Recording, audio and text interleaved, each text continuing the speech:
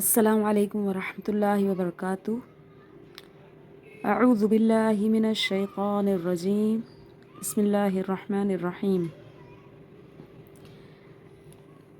جی آج میں آپ کو وقف بالسکون کے بارے میں بتاؤں گی۔ وقف بالسکون سے پہلے میں نے وقف بالاشمام، وقف بالاسکان اور وقف بالابدال کے بارے میں بتا دیا ہے۔ تو آج میں آپ کو وقف بالسکون کے بارے میں بتاؤں گی، اس کے بعد وقف بالاشمام اور وقف بالروم رہتے ہیں۔ وقف بالاسکان جیسے میں نے بتایا تھا کہ حرکت والا حرف ہو آخری میں، اور اس کو ہم وقف کی صورت میں جب ساکن کر دیں گے یعنی عارضی طور پر، تو اس کو کہتے ہیں وقف بالاسکان، وہاں ہوگا۔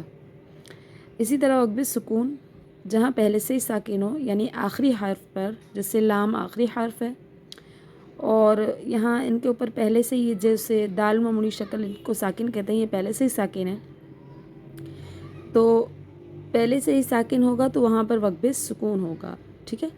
جیسے اقتل وقفاً اقتل، تو یہاں وقف بالسکون ہوگا۔ اب جیسے ارسل حالت وقف ارسل، اب یہاں وقف بالسکون نہیں ہوگا، وقف بالاسکان ہوگا، کیونکہ اس کو ہم نے خود سے ساکن کیا ہے اور لام کے اوپر پہلے سے ہی ساکن ہے، اسی لیے یہاں وقف بالسکون ہوگا۔ اسی طرح ون حور، یہاں پر بھی وقف بالسکون ہوگا، را کے اوپر پہلے سے ساکن موجود ہے۔ اور دوسرا قاعدہ یہ ہو رہا ہے کہ یہاں اظہار حلقی ہو رہا ہے، کیونکہ نون ساکن کے بعد ہا آ رہا ہے حرف حلقی کا، یہ بھی میں نے بتا دیا ہے۔ تو بہت ہی ایزی ہے، کیونکہ بعض اوقات ہم ون حور پڑھ لیتے ہیں، یہ غلط ہے۔ اسی طرح اظہار حلقی کا قاعدہ اس لیے میں نے بتایا تاکہ آپ یہاں پر صرف نون ساکن کو ظاہر کرو، یعنی کہ نہ گناہ کریں گے نہ ہی تھوڑا گناہ کریں گے، بلکہ اتنا کریں گے کہ تھوڑا ظاہر کریں گے نون ساکن کو، ٹھیک ہے۔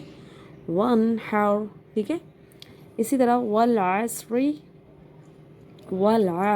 یہاں پر بھی وقف بالاسکان ہوگا، ٹھیک ہے۔ اچھا جی، اب یہاں پر آ جاتے ہیں کعصفین، یہاں وقف بالاسکان ہوگا، دو زیر دو پیش پر میں نے بتایا تھا نا، وقف بالاسکان ہوگا، دو زبر پر وقف بالابدال ہوگا۔ جیسے یہاں پر آ جاتے ہیں ہم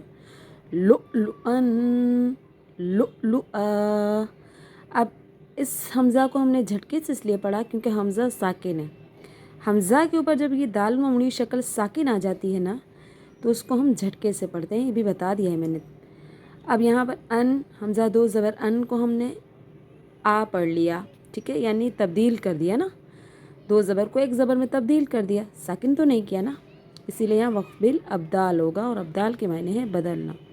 لؤلؤا، ٹھیک ہے، لؤلؤن لؤلؤا۔ اب یہاں آ جاتے ہیں، یہاں پر بھی حمزہ ساکن ہے، یعنی الف اور حمزہ ایک ہی کہلاتے ہیں قرآن پاک میں۔ شین حمزہ زبر ش، نون دو زیر نین، شأنن، شأن، اس طرح کریں گے، ٹھیک ہے، تھوڑا سا نون کو ظاہر کریں گے، اور جب اس کو وقف کریں گے تو اس طرح کریں گے، شأن، ایسے، ٹھیک ہے۔ اب قرآن پاک میں بھی حمزہ ساکن آ جائے تو اس کو اسی طرح ہی پڑھیں گے، تعلم، یہاں پر وقف بالاسکان ہوگا، یہاں پر بھی وقف بالاسکان ہوگا۔ کأسن، کأسا، یہاں پر وقف بالابدال ہوگا، دو زبر کو ایک زبر میں تبدیل کیا، کا کو ہم نے جھٹکا دیا، حمزہ ساکن ہو گیا، اسی لیے کأسا پڑھا، ٹھیک ہے۔ یدرؤکم،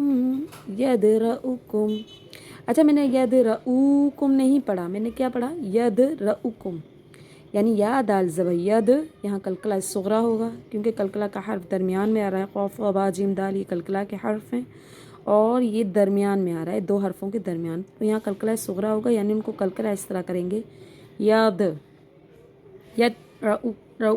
ایسے نہیں پڑھیں گے، یدرؤکم۔ اچھا رؤکم نہیں پڑھیں گے، رؤکم پڑھیں گے، کیونکہ واو کے اوپر ساکن نہیں ہے، اور واو ساکن سے پہلے را کے اوپر پیش نہیں ہے، تو یہ واو مدہ نہیں کہلائے گا۔ حمزہ کے اوپر ساکن ہے، تو ہم جس طرح حمزہ پیش او پڑھیں گے نا، اسی طرح اس کو پڑھنے میں بھی ہم رؤکم پڑھیں گے، رؤکم نہیں پڑھیں گے، ٹھیک ہے. یہاں وقت بالسکون ہو رہا ہے کیونکہ وہاں ساکن پہلے سے موجود ہے میم کے اوپر. یدرؤکم، یدرؤکم، اقرأ، اقرأ.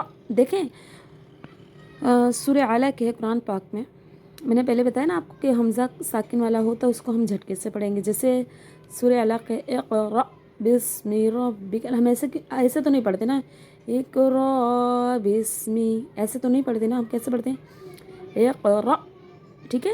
تو اس کو ہم جھٹکے سے ہی پڑھیں گے حمزہ ساکن والے حرف کو. اور وقف میں بھی اس کو ہم اس طرح ہی پڑھیں گے اقرأ، وقت بالسکون ہوگا یہاں پر بھی، ٹھیک ہے. شئتم، شئتم، وقت بالسکون ہوگا. تو مجھے امید ہے آج آپ کو یہ اچھے سے سمجھ آ گیا ہوگا.